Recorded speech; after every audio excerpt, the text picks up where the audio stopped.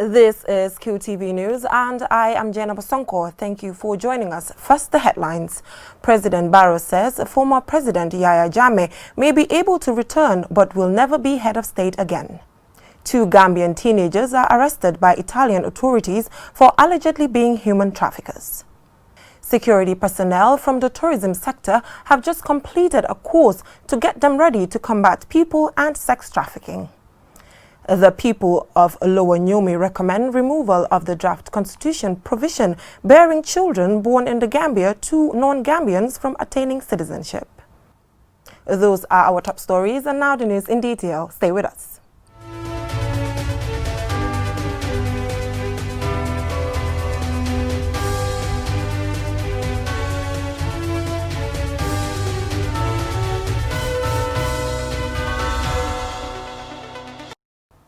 President Barrow has said that it is possible for former President Yahya Jammeh to return to the Gambia as a private citizen, but not anymore as a president. The president made the statement during a meeting in Fonyi Sibanor on Tuesday. Aliu Cisse has the rest of that. Former President Jammeh has been living in Equatorial Guinea since his election defeat in December 2016. President Barrow used the meeting to urge the people of Fonyi to see themselves as part and parcel of his government. He said Gambia belongs to all.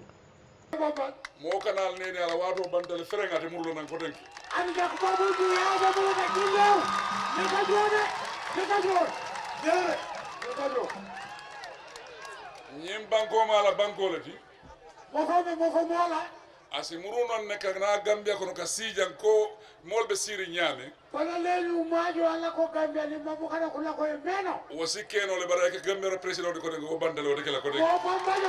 Speaking in Sibanor, President Barrow said Jammeh will be given the respect accorded to a former head of state. Andunga be president la fana wato ming la ko furunga ndel nga bunya baki la president ya place nga odi yalla wuri basanero bunya yebo di place andung hani bi wo bunya kilo wala bi jego former president le mat hani bala be jaatu o former president rek nga wo bunya di yalla. Gambians have been divided in opinion on whether or not Jammeh should be allowed to return home. The president wrapped up his Tuesday's engagements with meetings in Fonyi Brevet and Kombo Basori. People used the meetings to inform the president of the problems affecting them, including substandard roads, inadequate electricity and water supply. On Thursday, President Barrow will hold meetings in Tanje, Sinchu Alaji and Sukuta. Reporting for QTV News, I am Aliu Cisse. 2 Gambian teens have been arrested by Italian authorities for their alleged involvement in smuggling of 62 migrants. According to Italian officials, the pair were operating a rubber dinghy ferrying migrants between Libya and Italy. Momodu Gajaga has the rest of that story. The 2 alleged migrant smugglers, whose names are yet to be disclosed by Italian authorities, are in custody.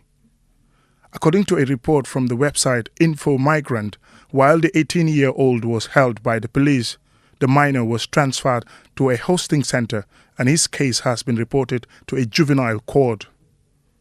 Italian police in Taranto and their counterparts in Ragusa are investigating the case.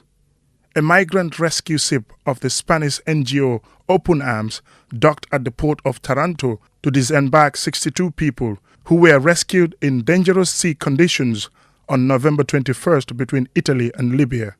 Initially, 73 people were aboard the ship, but 11 migrants, including children and their families, and some wounded passengers were transferred on November 24th to the city of Augusta. The 2 suspects were accused of driving the boat by some of the passengers, investigative sources said.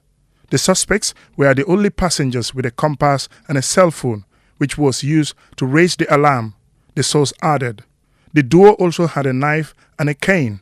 When rescuers reached the dinghy, the pair reportedly ordered the other passengers not to reveal their identity and their role in the venture.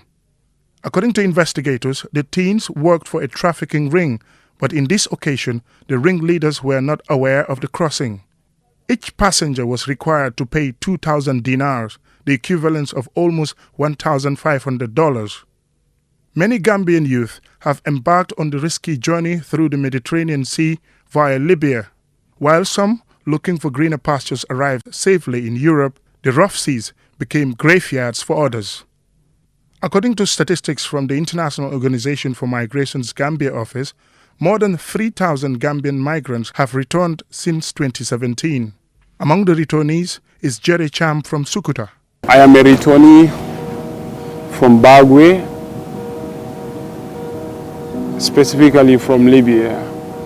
I have spent 1 year, 3 months in the journey wherein I have encountered slavery, torture, imprisonment,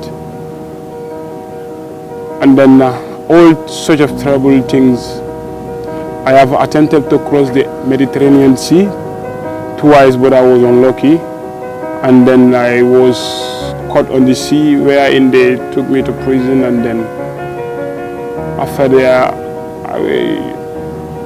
I found myself in Gambia. When I came to Gambia, I was frustrated because I have spent a lot of money on the journey and I couldn't make it. So since I came, I was desperate, believing that I would not make it and I have no hope. And then later I was introduced to a skill training that was funded by YEP, wherein I have learned a skilled based on satellite installation and programming. This is the first reported case where Gambian youths have been accused of having an active role, not as the trafficked, but as traffickers. Mamudu Gajaga, QTV News. A 3-day training course for the tourism sector unit on trafficking in persons was organized by the International Organization for Migration in partnership with the U.S. Embassy and the National Agency Against Trafficking in Persons. Bintu Koka has the rest of that.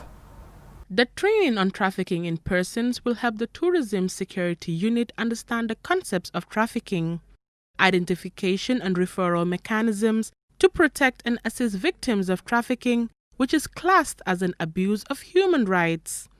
The International Labour Organization estimates that there are over 40 million victims of human trafficking globally, where 81% are trapped in forced labour, 25% are children, and 75% are women and girls.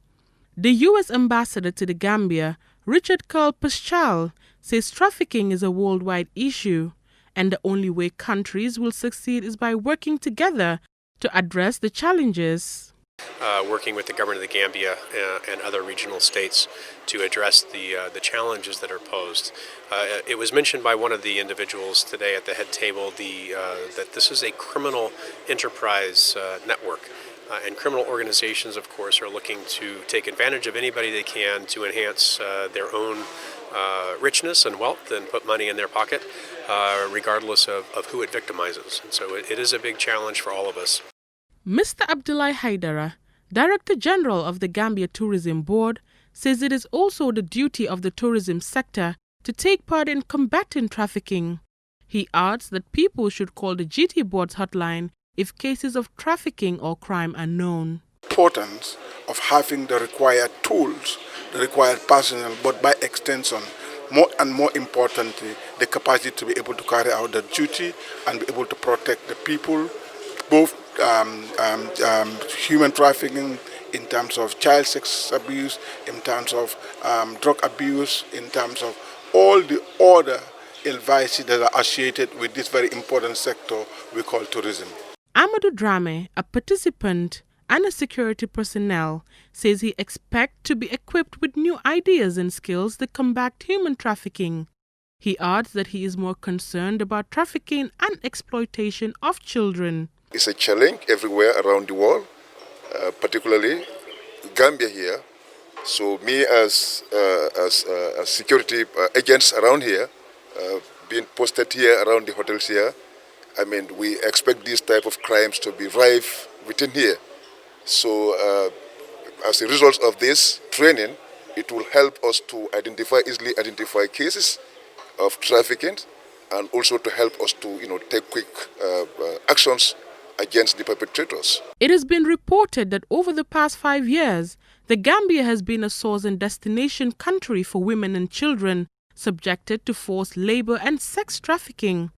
The U.S. State Department's 2019 Trafficking in Persons report found out that the government of the Gambia does not fully meet the minimum standards for the elimination of trafficking and is not making significant efforts to do so. The report, released in June and which ranked 187 countries, found the Gambian government did not complete any trafficking prosecutions for the second consecutive year, did not investigate reported cases of child sex tourism, identified and assisted the fewest number of trafficking victims in 5 years, failed to protect trafficking victims from intimidation, and decreased efforts to raise public awareness about human trafficking. Bintu Koka, QTV News. The people of Lower Niumi have recommended removal of the prohibition in the draft constitution bearing children born in the Gambia to non-Gambians from attaining citizenship. They made the submission to the CRC at the ongoing Phase 2 of public consultations held in Fas Njagachoy. QTV's Ansumana Isunyasi is with the CRC delegation, and this is his report.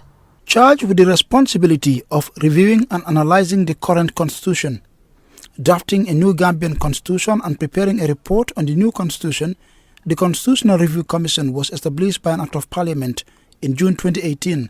Following the release of the draft constitution, the commission, led by Chairman Justice Charno Suleiman Jallow, Monday held a day-long consultation with the people of Lower Niumi at Kedjane in Fas Njagachoy. Addressing the gathering, Chairman Jallow says Phase 2 of the public consultation seeks to create an opportunity for Gambians to make recommendations for incorporation as the Commission seeks to finalize the draft constitution in the coming weeks. Speaking at the meeting, Badu Nyang of Fas and Usman Jallow of Bantanding Wolof said they support citizenship by birth. I do not understand the rationale behind this provision. How can someone born in this country be denied citizenship, whilst an 8-year-old who wasn't born in this country can be considered? Honestly, that law needs to change. For me, I do not support that proposition. Anyone born in this country should be given citizenship. Speaking through a sign language interpreter, Matar Choi of Fas expressed his delight at the inclusion of sign language in the draft constitution. He also concurred that anyone born in the country should be accorded citizenship. The majority of the speakers expressed support for automatic citizenship by birth and urged the Commission to incorporate it into the draft constitution. The meeting was attended by chiefs and alcalos of Lower Niumi and inhabitants of the surrounding villages. Ansumana Isunyasi for QTV News. We will go with a short commercial break, and when we return, a couple from Holland make a welcome donation of items to the fire service, and about a workshop to validate a survey report on the impacts of climate change on human and animal health in the Gambia. Do join us after the break. QCell is 10. This December, as part of our 10-year anniversary celebrations, QCell is on a giveaway spree. Follow us on Twitter, Instagram, and Facebook, and correctly answer the questions that will be posted on our social media pages every day. Or call into our Sunyubus Hour radio show on Q Radio 103.3 Monday to Thursday from 4 p.m. to 5 p.m. and stand the chance to get one of our amazing giveaways. It's going to be a great month of giveaways. QCell, a decade of innovation, a lifetime of trust. Welcome back from that short commercial break. If you're just tuning in, this is QTV News. A couple from Holland recently donated materials to the Gambia Fire and Rescue Services. The handing over took place at the fire service headquarters in Banjul. The items donated include firefighting coats, jackets, helmets, safety boots, amongst others. The items were donated by Anton van Gereving and Mariette van Gereving from Holland, who started helping the Gambia Fire Service after witnessing a fire incident in the Gambia 2 years ago. Mr. Sankolindau, Chief Fire Officer, thanked the couples for the donation and for the makes a plea to donors to continue to help the fire department and also for help with equipment and capacity building training. Pate Jiba, the PRO of the Gambia Fire and Rescue Service, says that there is no greater worth but to say a big thank you to the couple for their help. He adds that fire service staffs should be protected so that people and the environment can also be protected. The couple assured the fire officers that they will continue to help the Gambia Fire Department to save lives and protect people's properties. Reporting for QTV News, I am Mamjara Asise. A workshop to validate a survey report on the impacts of climate change on human and animal health in the Gambia was organized by the Ministry of Health. The workshop was in partnership with the Ministry of Water Resources, Department of Livestock Services and partners. Yahya Jammeh reports.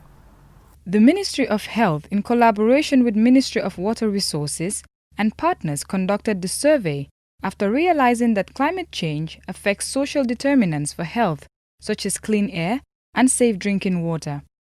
The survey findings will provide relevant data in the planning and decision-making level.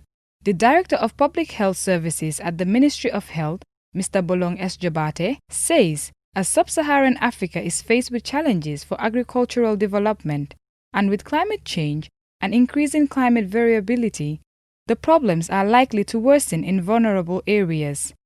He gives the objectives of the workshop. In order to provide baseline information to formulate mitigation measures, specifically to assess the perception on the impact of climate change on human and animal health, to assess public experience on climate change and health. The technical expert on climate change, Bubu Jallo, says the survey is the first of its kind after many years of failed attempts in trying to integrate climate change in different ministries' policy for validation.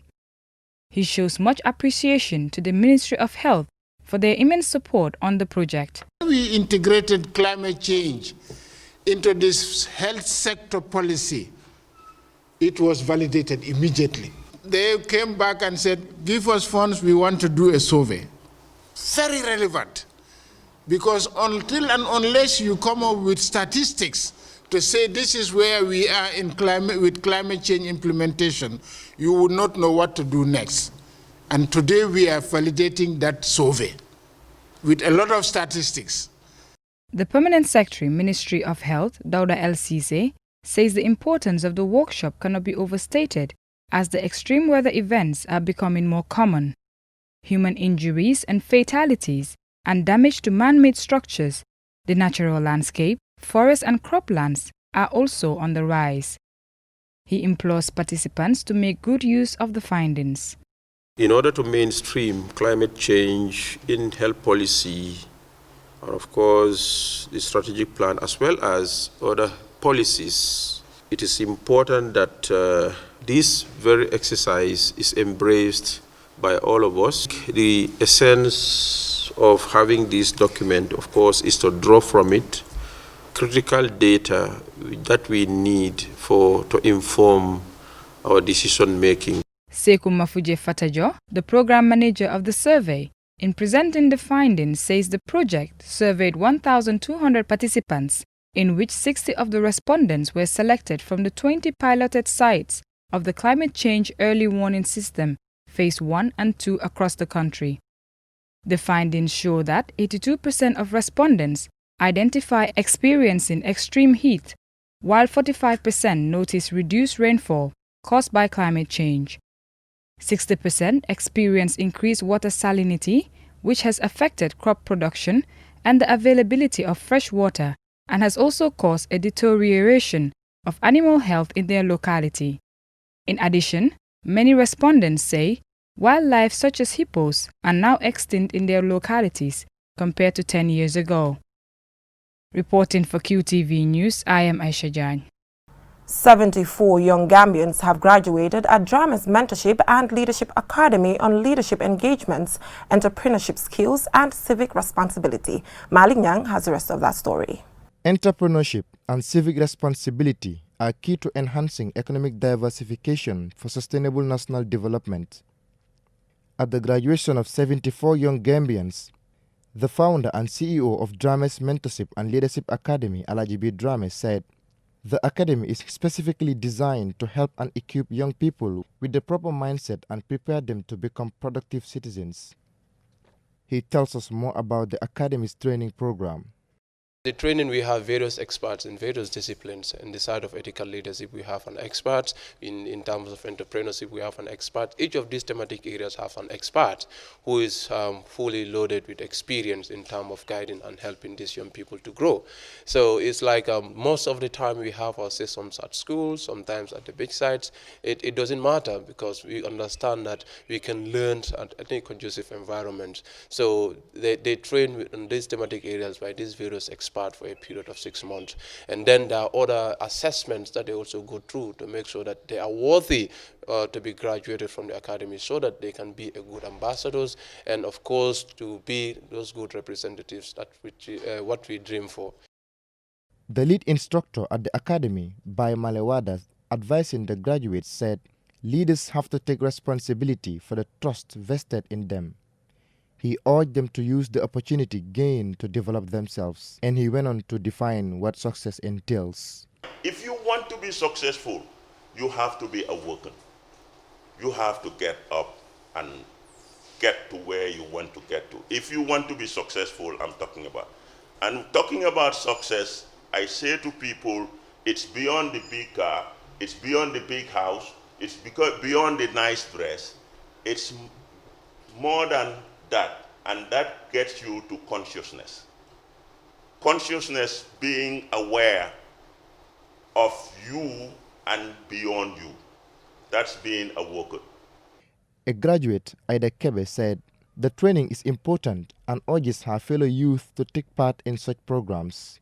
The backbone of the Gambia is we, the youths. So we have to stand out, we have to stand up and then show the society what we can do. And then we can only show them that by engaging ourselves in this certain initiative, the mentorship programs, different skill trainings, and then the like. In that case, we'll be able to make the change we want. But sitting back there, relying on your parents or relying on your families, that will not help you and that will not help the country at large. But I urge you all to come out from your comfort zone and start making the change you want.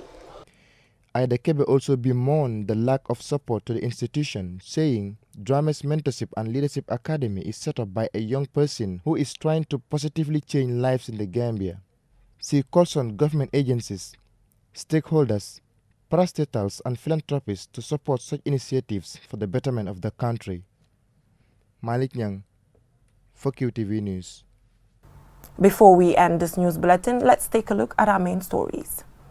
President Barrow says former President Yahya Jammeh may be able to return but will never be president again. 2 Gambian teenagers are arrested by Italian authorities for allegedly being human traffickers. Security personnel from the tourism sector have just completed a course to get them ready to combat people and sex trafficking.